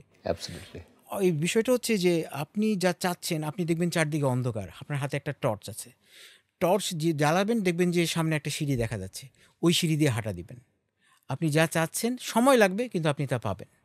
এভাবে কিন্তু হ্যাভ অর্জন করা যায়। জি। আর সেক্ষেত্রে বিটা তাহলে কিভাবে ফিক্স করবো? এটা বিশ্বাসটা হচ্ছে আমি হয়ে গেছি। আমি বললাম হাতে টর্চ হাতে খুঁজতে থাকবেন, হঠাৎ করে দেখবেন যে একটা মাইল পোস্ট দেখা গেছে। ওইটা হচ্ছে ওই কথাটা যে সিগন্যাল ওভার নয়েজ চারদিকে অনেক থাকবে। ঠিক আছে, ওই যে আপনার রেড লিকুইড ব্লু, কিন্তু আপনি যদি সিগন্যালের দিকে নজর দিয়ে যান তখন দেখবেন যে আরে এই কেমিক্যালটা ব্যবহার করে তো কাপড়টা পরিষ্কার হয়ে গেল। এই যে রবিন লিকুইড ব্লু, আপনি ক্লিনিংয়ে একটা এমন কিছু আবিষ্কার করলেন, এমন একটা ব্রেক থ্রুতে গেলেন যেটা আপনাকে অন্য লেভেলে নিয়ে যাবে। অ্যাবসলিউটলি। আসাদ ভাই, আমরা কিন্তু হ্যাপ পেলাম জামাল ভাইয়ের কাছ থেকে, জিয়া ভাইয়ের কাছ থেকে হ্যাবও পেলাম, বিও পেলাম। এখন আমরা কিন্তু একটা গোল পেলাম, যেটা হচ্ছে আমরা সবসময় টপ লেভেলে চিন্তা করব, লিনিয়ার মাইন্ডসেট নিয়ে আগাবো, আমাদের কোনো ব্যারিয়ার্স থাকবে না। এখন সেটা বাস্তবায়ন আপনাকে করতে হবে ডু দিয়ে। আমি আপনাকে একটা কোট স্মরণ করাই দিই, সেটা হচ্ছে যে ফোর্ডের কিন্তু একটা কথা ছিল। কথাটা কি ছিল? যে if you think you can, you can, if you think you can't, you can't. তো এখানে কিন্তু আপনি কি থিঙ্ক করেন সেটা খুব ইম্পর্ট্যান্ট। আপনি যেমন ক্লিনার হতে চেয়েছিলেন, যে ক্লিনিং পছন্দ করেন, সেটার মার্কেট আছে কি না।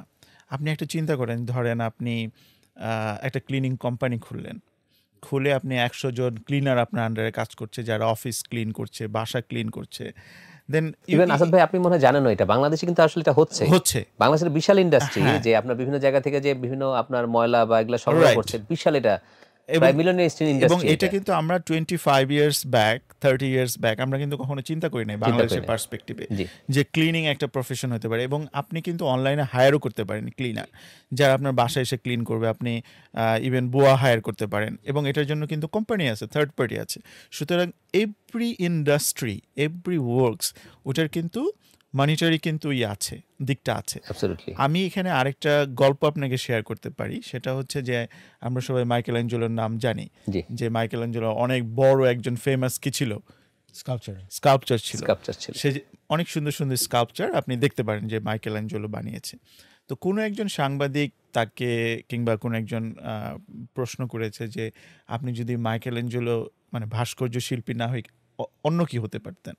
তখন উনি বলল যে আমি যদি প্যারিসের রাস্তায় ঝাড়ু দিতাম, মানে আপনি যেটা বলছেন ক্লিনিং করা, জি ক্লিনিং করতো, সে এমনভাবে করতো যে 1000 বছর পরে কোনো যদি অ্যাঞ্জেল মানে ফেরেস্তা ওখান দিয়ে উড়ে যায়, সে যাতে বলে যে 1000 বছর আগে মাইকেল অ্যাঞ্জেলো ছিল, সে প্যারিসের রাস্তা এমনভাবে ঝাড়ু দিত যে এখন পর্যন্ত কেউ ঝাড়ু দেয়নি। তা আপনি যদি ক্লিনারও হন, আপনি এমন ক্লিনার হতে পারেন, আপনার কোম্পানি ওই পর্যায়ে আপনি নিয়ে যেতে পারেন যে সবাই ভাববে যে শেখ সাদির যে ক্লিনিং কোম্পানি ওইটার লোক ছাড়া আমি আমার অফিস ক্লিন করাবো না। ওয়াও। অ্যাবসলিউটলি তাহলে ভাইজান এখানে যে বিটা যে হবে, এখন অনেকের তো অনেক বাইন্ডিংস থাকে। এখন একটা গ্রামের একটা ছেলে, ধরুন জামাল ভাই যে এখান থেকে উঠে এসেছেন, জামাল ভাইকে আমরা ধরে নিতে পারি যে উনি হচ্ছেন লাখে একজন বা কোটিতে একজন, কিন্তু গ্রামের যে ছেলে যে ফ্যাসিলিটিস পায়নি, সে একটা বিশ্বাস, হয়তো সে জামাল ভাইকে দেখছে, জামাল ভাইকে দেখে আমি ওনার মতো হতে চাই, যে আমাদের গ্রামের ছেলে এক সময় ছিল, সে আজকে তো বড় ট্রেনার হয়ে তার মতো হতে চাই, ওটা তার হ্যাপ। এখন ওই অনুযায়ী সে বিশ্বাস করতে হবে, তাহলে সেক্ষেত্রে ডুটা কিভাবে করবে ভাই?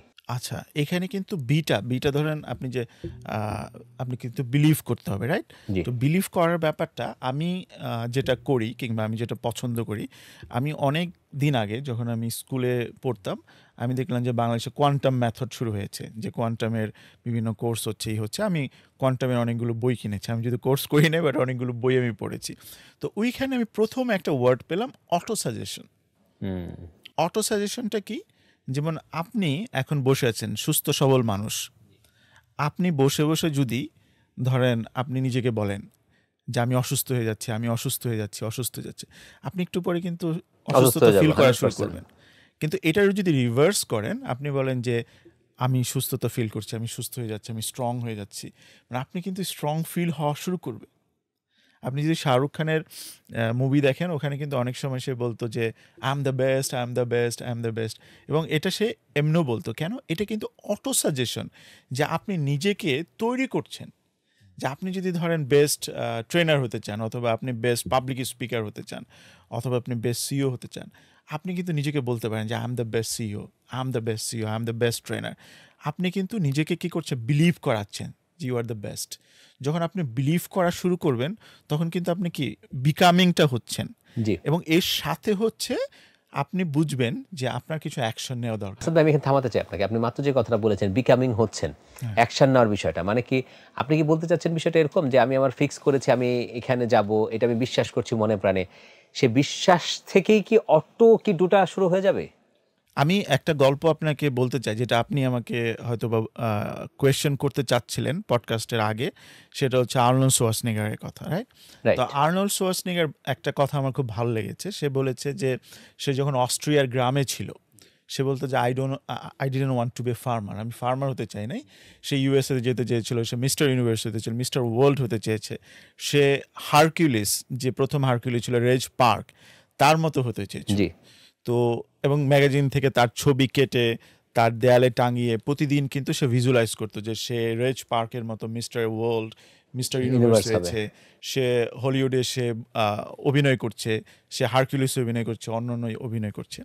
উনি একটা কথা বলেছিল আর্নল্ড শোয়ার্জনেগার, খুবই ইন্টারেস্টিং, যেটা আপনি বলছেন যে অ্যাকশনটা কীভাবে আসবে। উনি বলতো উনি প্রতিদিন 5 থেকে 6 ঘন্টা হচ্ছে জিমে এক্সারসাইজ করতো নিজের বডি বিল্ডিংয়ের জন্য। তার সাথে তারা অন্যরাও করতো, অন্য ফ্রেন্ডসরাও করতো যারা বডি বিল্ডিং করতো। সবার মুখ দেখা যেত স্মাইল ছিল না, হাসি ছিল না, সবার মুখ কালো করে রাখতো, বাট সে রিপিটেশন করতো আর হাসতো। তো অনেকে তাকে জিজ্ঞেস করেছে, তুমি 5-6 ঘন্টা ধরে পরিশ্রম করছো, এত কষ্ট করছো, তারপরে কেন তুমি হাসছো? তখন সে বলল যে আমি দেখি যে আমি যে মিস্টার ইউনিভার্স হবে, মিস্টার ওয়ার্ল্ড হবে, আমাকে তো অনেক হাজারবার রিপিটেশন দিতে হবে। তো আমি প্রত্যেকটা রিপিটেশন দিই, আর আমি ভাবি আমি আরেকটু ক্লোজ হয়ে যাচ্ছি, মিস্টার ওয়ার্ল্ডের আরেকটু ক্লোজ যাচ্ছি, আরেকটু ক্লোজ, মানে নেক্সট স্টেপ, নেক্সট রিপিট। এভাবে করতে করতে সে তার লক্ষ্যের দিকে যাচ্ছে। যখন আপনার আসলে ভিশনটা ঠিক থাকবে, আপনার লক্ষ্য ঠিক থাকবে, তখন কিন্তু এই যে অ্যাকশন, সেটা কিন্তু আপনি কিন্তু সেলফ মোটিভেটেড হয়ে অ্যাকশন নেবেন। আচ্ছা, এবং সেটা আপনার জন্য কি পরিশ্রম মনে হবে না, সেটা মনে হবে যে this is my next step to reach my goal, next step. আচ্ছা আসাদ ভাইয়ের এই বিষয় নিয়ে আমি এখন জিয়া ভাইকে একটা অল্টারনেট কোশ্চেন করতে চাই। যেমন আমার নিজের একটা প্রতিষ্ঠান আছে ভিসা কোচ বিডি, যেখানে আমরা বিভিন্ন ভিসা প্রসেসিং নিয়ে কাজ করি। তো আমার নিজস্ব অভিজ্ঞতা হয়েছে, প্লাস আমি যেহেতু ট্রেনিংয়ের সাথে সম্পৃক্ত, জামাল ভাইয়া বিষয়টা জানেন, আসাদ ভাইয়া জানেন, আপনিও জানেন, যে আমরা যখন কোনো নতুন একটা অর্গানাইজেশন হয়, একটা স্টার্ট আপ হয়, বা মোটামুটিভাবে বলতে পারি যেটা হচ্ছে আপ গ্রোয়িং, বা যেটা গ্রো হচ্ছে যে বিজনেসগুলোতে, দেখা যায় যে মালিককেই সব কাজ করতে হয়। তো দেখা যাচ্ছে যখন বিজনেসটা গ্রো হচ্ছে, তখন সে ভাবছে যে আমি যেখানে পৌঁছাতে চাই, এই তো বিজনেসটা সেখানে যাচ্ছে। দেখা যাচ্ছে যে যিনি হচ্ছে ওনার থাকেন, সে কোম্পানির ফাউন্ডার এন্ড সিইও থাকেন, প্রচুর কাজ করেন এবং অনেক লোকও হায়ার করেন। কিন্তু দেখা যায় হায়ার করার পরে তো যেটা হয়, আমাদের পার্সপেক্টিভ বা যে কোনো পার্সপেক্টিভে, যে স্টাফরা আসে চলে যায়, বা অফিস করলো 10টা থেকে 7টা, দেখা যায় আধা ঘন্টা আগে থেকেই তারা প্রিপারেশন নেয় বের হওয়ার, এবং যত ব্যক্তিগত কাজ ওই টাইমটার মধ্যেই করে। তো যার ফলে দেখা যায় যিনি ওই কোম্পানির ফাউন্ডার এন্ড সিইও আছে, সে অনেক রাত পর্যন্ত, ইভেন আমি নিজে এরকম হয়, ভিসা কোচবিডি থেকে রাত 2টার সময় বের হই। আমার স্টাফরা দেখা যায় যে আমার মোটামুটি 7টা বাজে আগে বল স্যার আসি, চলে যায়, বের হয়ে যাচ্ছে। তো ঠিক আছে, আমি যাচ্ছি আমার লক্ষ্যের দিকে আরেকটু আগে, তো এইটা কি অনেক চ্যালেঞ্জ হয়ে যায় না অনেক সময়? চ্যালেঞ্জ হচ্ছে সবাইকে নিয়ে যাওয়াটা, তাই না? শুধু একা না। আপনি যখন প্রথম কোনো কিছু শুরু করেন, আপনি তখন থাকেন চিফ এভরিথিং অফিসার, সিইও। কিন্তু ইভেনচুয়ালি যখন যে কোনো জিনিসই আপনার লার্নিং কার্ভ বলে একটা বিষয় থাকে, আপনি সময়ের সাথে সাথে কিন্তু আপনি যখন একদম অটো পাইলটে যখন চলা শুরু করে, যখন সব কিছু ভালো করে, তখন আপনি হয়ে যান চিফ নাথিং অফিসার। মানে আপনি সব কাজগুলো ডিস্ট্রিবিউট করে দিয়েছেন।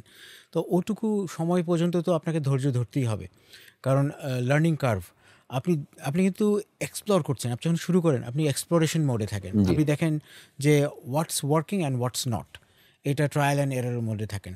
আপনি খুঁজতে থাকেন কোন এমপ্লয়ি ভালো, কোন এমপ্লয়ি হয়তো ক্লিক করে না, কিন্তু কোনো জায়গায় ক্লিক করে যায়, আপনার ফ্রিকোয়েন্সিতে অ্যালাইন হয়। ঠিক আছে, ওই যে আবার ওই কথাটা চলে আসলো, ফ্রিকোয়েন্সি, আপনার ফ্রিকোয়েন্সিতে অ্যালাইন হয়। তখন তাকে নিয়ে যখন চলতে থাকেন, তখন ইভেনচুয়ালি আপনি ভালো করতে থাকেন, আপনি যা চাচ্ছেন আপনি অর্জন করতে থাকেন। এই কারণেই খেয়াল করবেন যে প্রথম 1 থেকে 3 বছর বেশিরভাগ বিজনেসের ক্ষেত্রেই খুব ডিফিকাল্ট টাইম, কিন্তু 3 বছর পর লার্নিং কার্ভটা অন্যরকম থাকে। 3 বছর পরের যে স্ট্রাগল, হঠাৎ করে দেখা যাবে যে 1 বছরে আপনি 3 টাইমস 4 টাইমস আপনি আর্ন করলেন। 1 বছর থেকে 3 বছর, এটা কি কোনো রিসার্চের বেসিসে আপনি বলছেন জিয়া ভাই, নাকি না, এটা আপনার একটা ব্যক্তিগত? রিসার্চ, এটা একটা রিসার্চ, আচ্ছা, এবং এটা রিফ্লেক্ট হয় ব্যাংকগুলোতে। খেয়াল করে দেখবেন, ব্যাংকে যখন লোন নিতে চায়, জি, পারতপক্ষে চায় যে 3টা ট্রেড লাইসেন্স। এর অর্থ কী? এটা বিদেশি ব্যাংকগুলোর রিসার্চ, আমাদের বাংলাদেশের সব ব্যাংকগুলো কিন্তু এটা আর কি ফলো করে যে 3 বছর দেখে যে 3টা ট্রেড লাইসেন্স আছে কিনা, 3 বছরের ব্যালেন্স শিট নিয়ে কাজ করে। এর অর্থ তারা মনে করে যে 3 বছর পরে 4র্থ বছরে সে অনেক এডুকেটেড ওয়েতে সে তার ফান্ডটা ইউটিলাইজ। আমি এটার সাথে একটু রিলেট করতে পারি। আমরা যে খুব ফেমাস একটা স্টোরি আছে, যে চাইনিজ ব্যাম্বুর যে স্টোরিটা, চাইনিজ ব্যাম্বুর স্টোরিটা কিন্তু অনেকটা এরকমই, যে আপনি চাইনিজ ব্যাম্বু কিন্তু অনেক লম্বা হয়, প্রায় 200-250 ফিট লম্বা হয়। বাংলাদেশের ব্যাম্বুর চেয়ে অনেক লম্বা বেশি হয় চাইনিজ ব্যাম্বু। তো ওরা যখন হচ্ছে ফার্মাররা যখন এই চাইনিজ ব্যাম্বুর যে সিড মাটিতে করার পরে হচ্ছে এটাকে ফার্টিলাইজ করা শুরু করে, পানি দেওয়া শুরু করে, বাট আপনি কিন্তু কোনো অঙ্কুর দেখা যায় না। মানে 1 সপ্তাহে দেখা যায় না, 1 মাসে দেখা যায় না, 2 মাসে দেখা যায় না, এবং এটা দেখা যাচ্ছে যে অলমোস্ট 3 বছরের মতো ওরা হচ্ছে এটাকে ফার্টিলাইজ করে, এবং হচ্ছে কি বলে, পানি দিতে থাকে 3 থেকে 3.5 বছরের মতো, এবং এই সময়ের মধ্যে কিন্তু একটুও দেখা যায় না।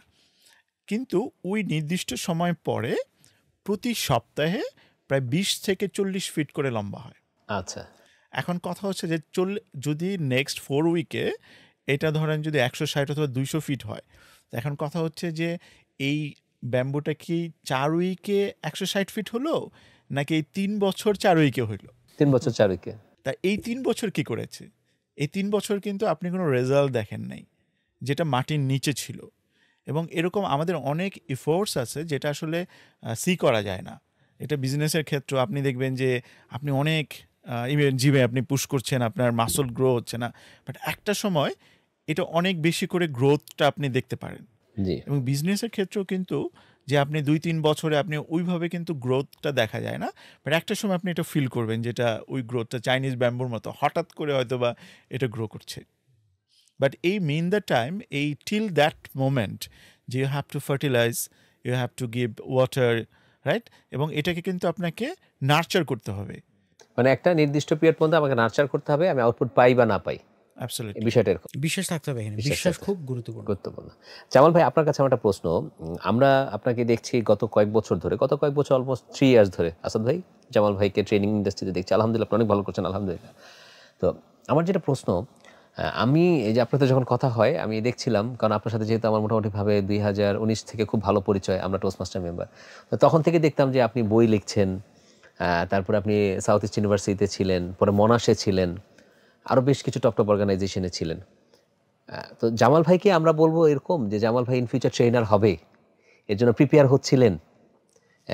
আমি যতটুকু জানি আপনি পিএইচডি ফেলো, এখন পিএইচডি করছেন, পাশাপাশি আপনি এসএসসিএ করছেন।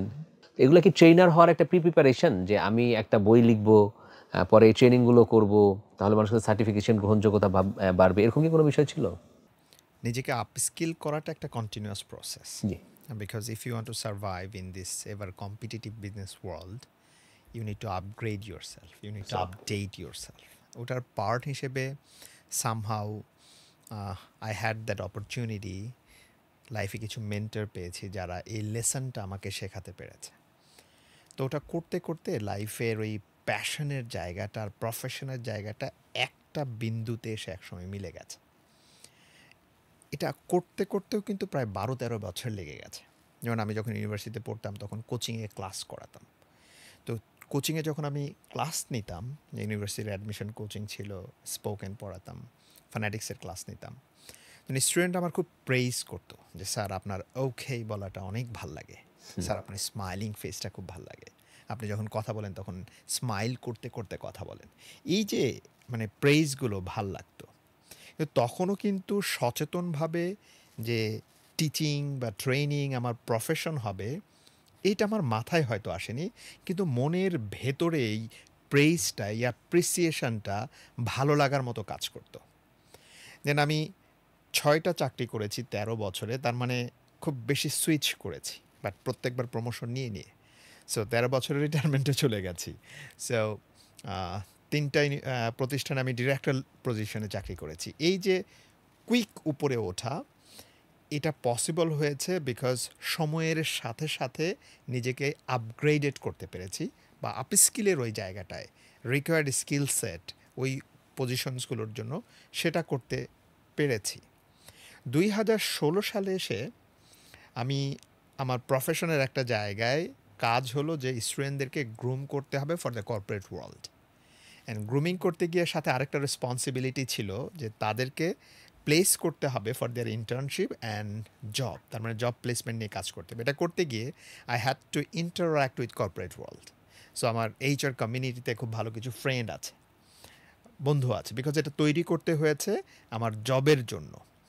পাশাপাশি যেহেতু স্টুডেন্টদেরকে গ্রুমিং সেশন নিতে হবে, again I had to develop certain skill set like communication, presentation, CV writing, so interview skills.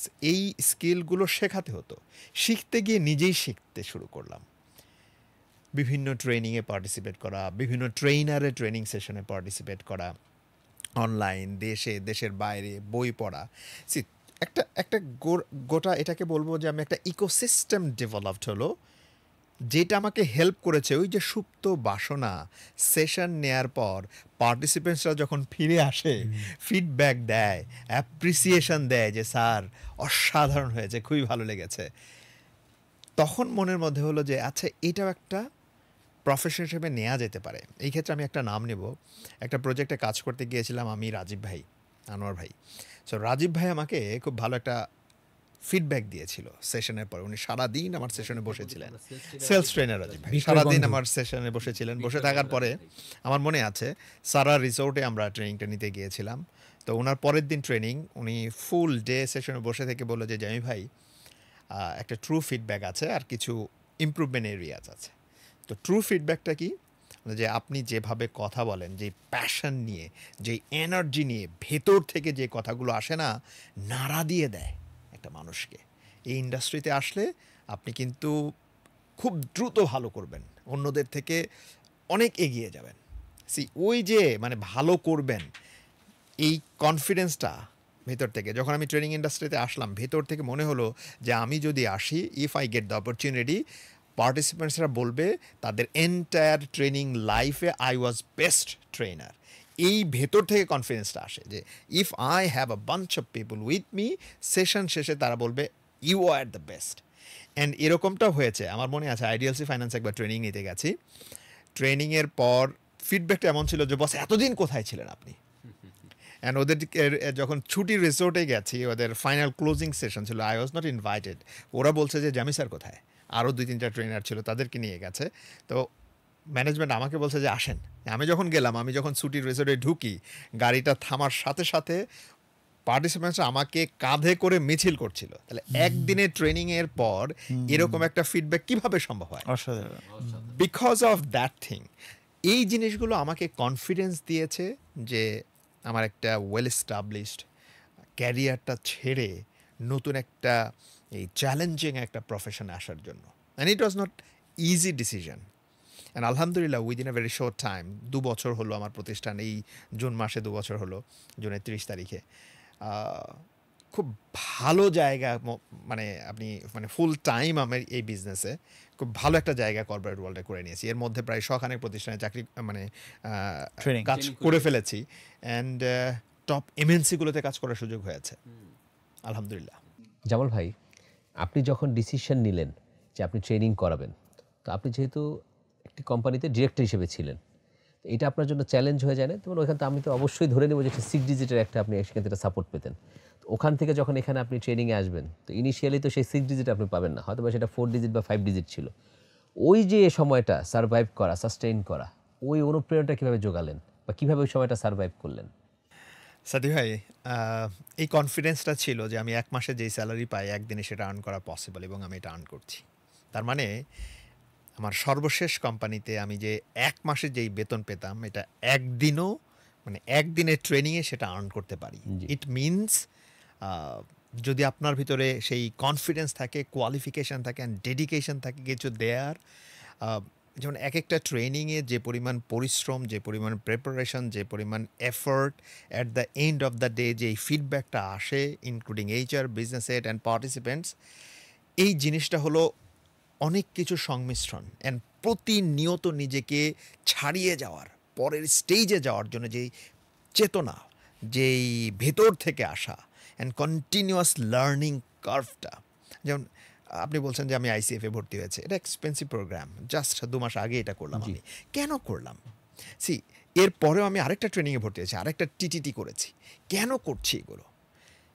আরও শেখার জন্য, যেন আরও বেশি কিছু দিতে পারি, যেন আরও ভালো কন্ট্রিবিউট করতে পারি। যে ভাই, আপনার কাছে একটা প্রশ্ন করতে চাই। সেটা হচ্ছে যে আপনি যখন আপনার এই প্রফেশনে ছেড়ে যখন এই প্রশ্নে আসলেন, এর মধ্যে কোন বিষয়টা যেটা মনে হয়েছে যে আমার লাইফে একটা ভ্যালু অ্যাড করতে পারে, যার জন্য আপনি শুরু করলেন? আমার সবসময় আমি একটা জিনিস বলি, সেটা হচ্ছে যে আমার ডেথ বেডে আমার যেন কোনো রিমোর্স না থাকে। আমি যখন মৃত্যুশয্যায় আমার জন্য কখনো এরকম মনে না হয় যে এটা হয়তো করতে পারতাম, আমি করিনি।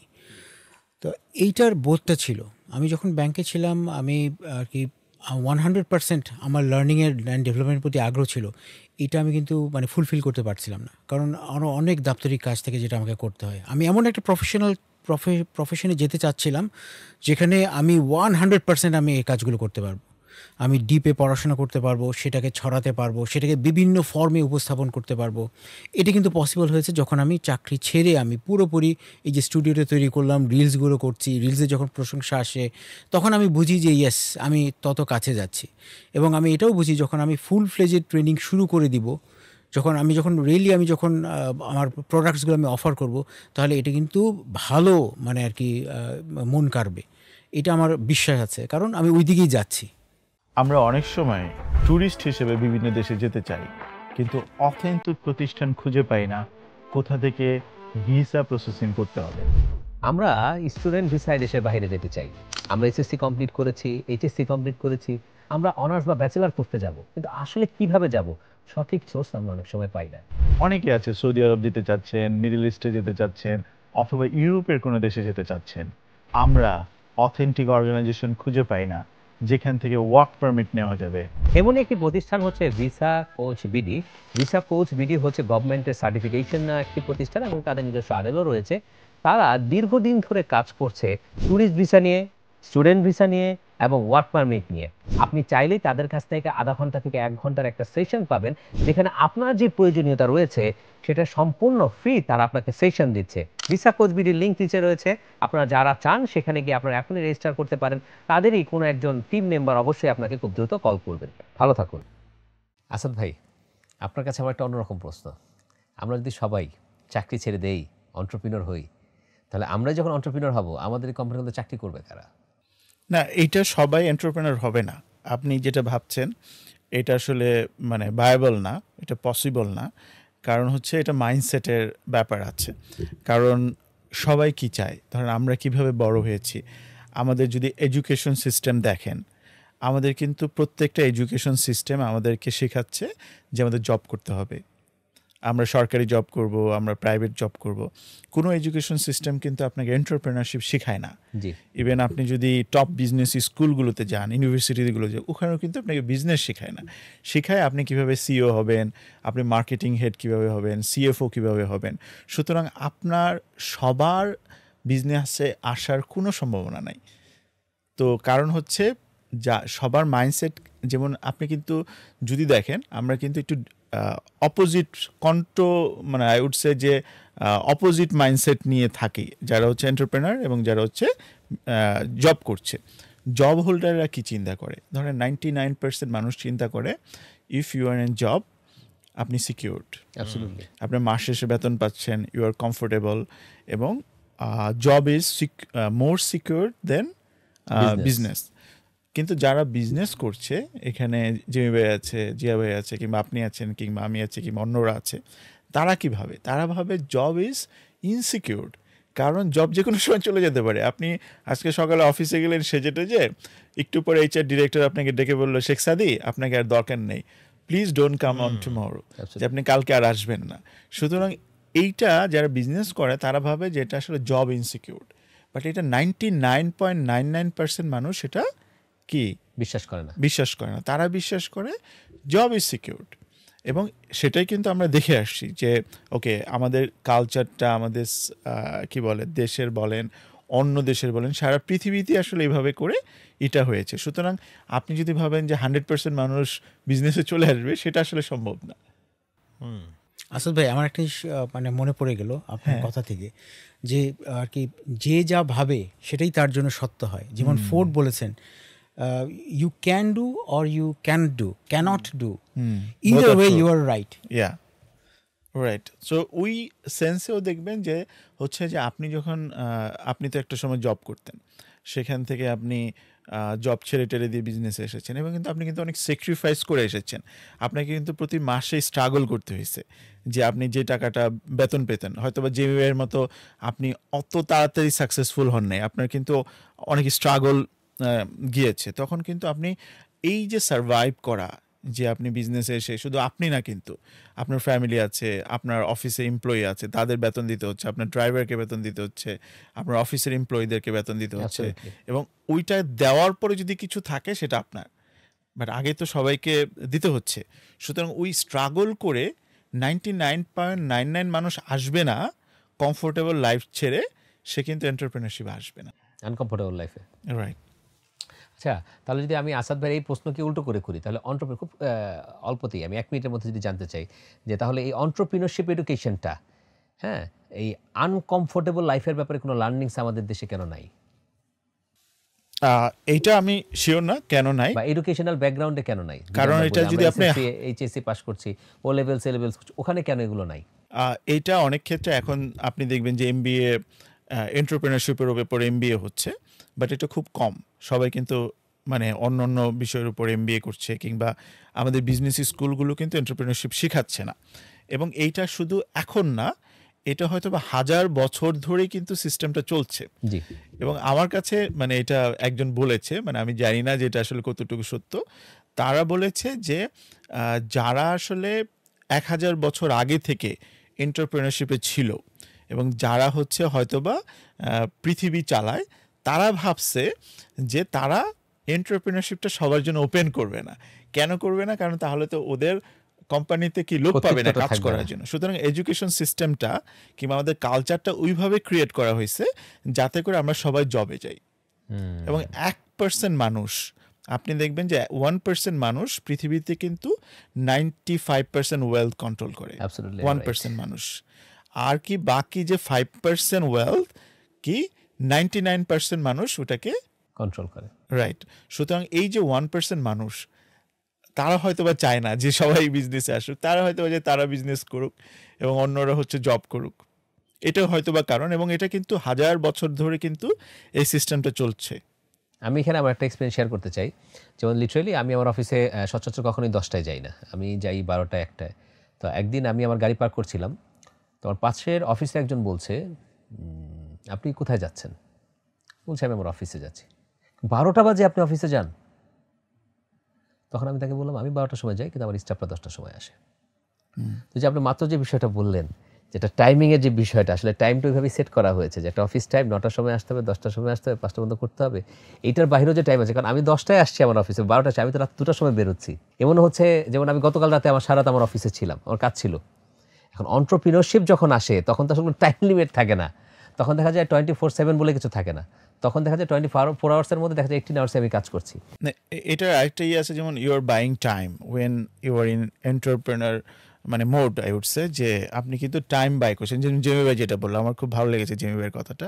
জেমি ভাই বলেছে উনি যেটা মান্থলি ইনকাম করতেন, যেটা 1 মাসে স্যালারি পেতেন, মানে সেটা তার ইনকাম, একটা কোম্পানিতে তো উনি কাজ করছেন, জব করছেন, 1 মাসে যে বেতন পেতেন, এখন কিন্তু উনি একদিনে সেটা করতে পারেন বিকজ অফ এন্টারপ্রেনারশিপ। এবং হয়তো সেটা মাসে 20 টাইমস করছেন বা হ্যাঁ 25 টাইমস করছেন।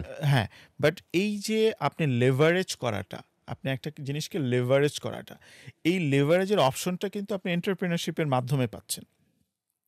এবং এই লাইফটা কিন্তু উনি ড্রিম দেখেছে, স্বপ্ন দেখেছে।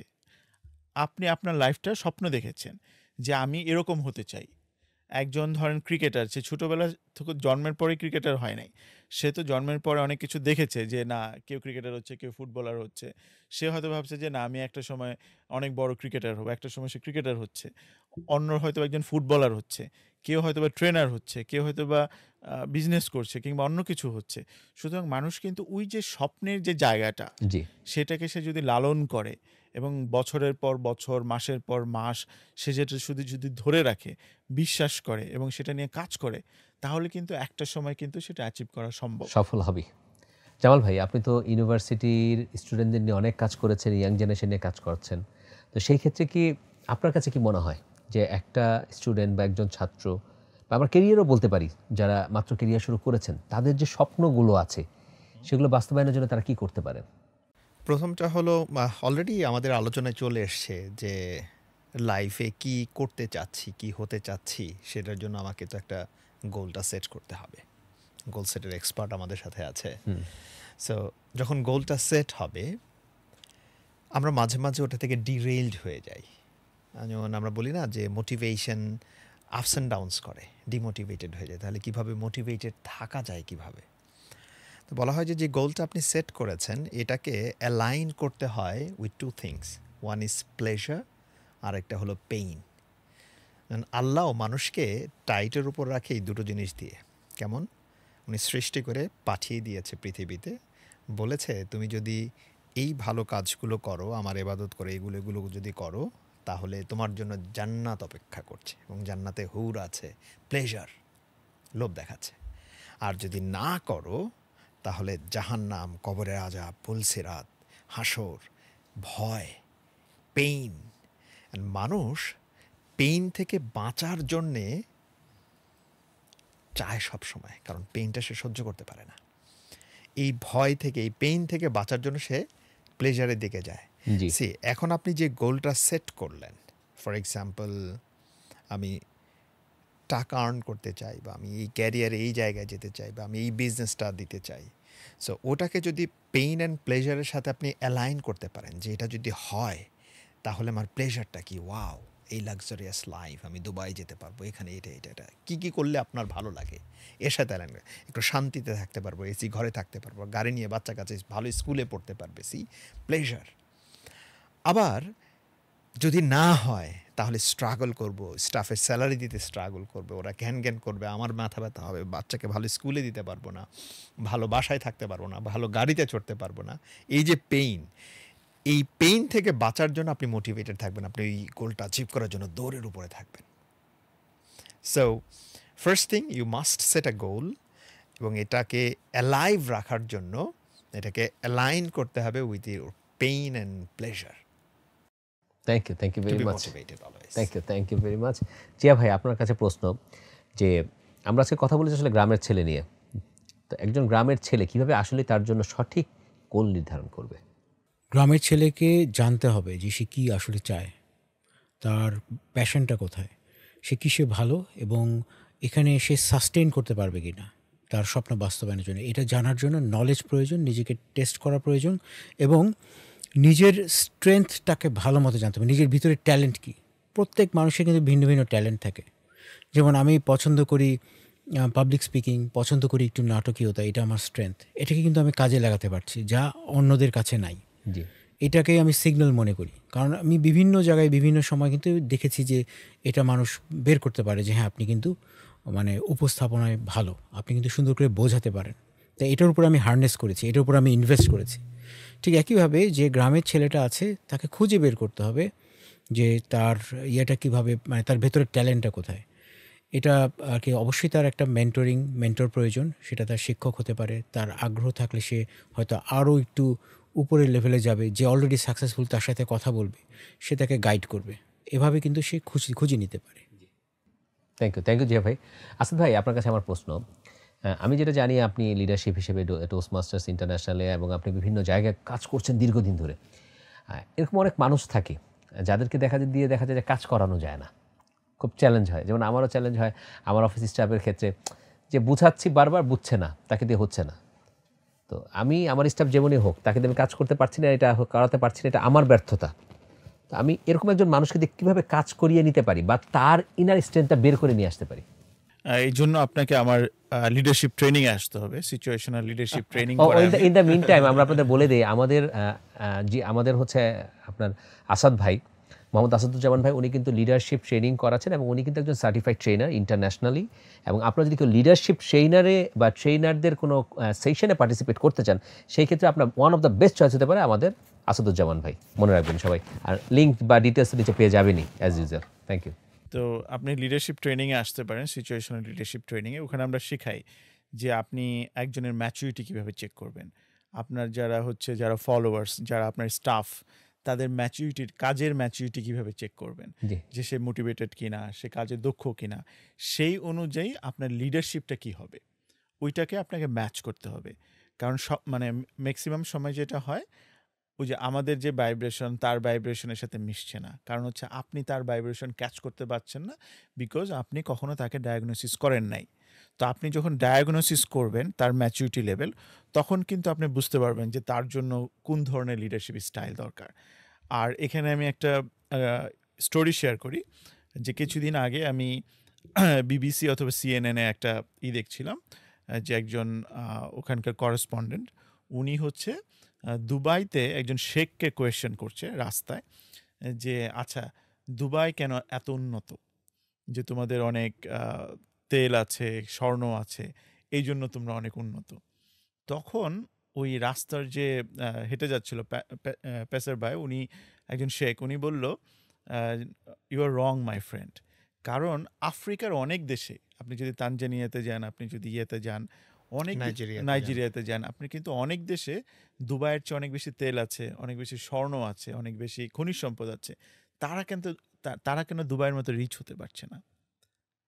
এর অর্থ হচ্ছে এটা হচ্ছে কনক্লুশন হচ্ছে লিডারশিপ।